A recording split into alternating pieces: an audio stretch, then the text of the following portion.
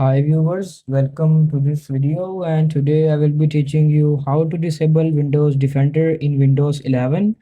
So just let's start. So first of all, open up your settings, and after opening up your settings, you guys have to go on to privacy and security. Just click on it, and after clicking on privacy and security, you guys have to go on to this first option named as Windows Security.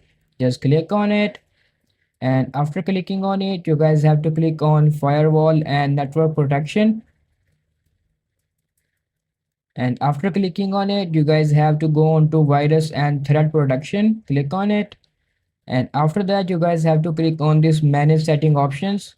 Click on it, and after clicking on this, you guys have to turn off this real-time protection. Just click on yes, and after turning off your real-time protection, your Windows Defender will be disabled, and that's how you guys can easily disable your Windows Defender in Windows 11. If you find this video helpful, please like and subscribe to this channel, and thanks for watching.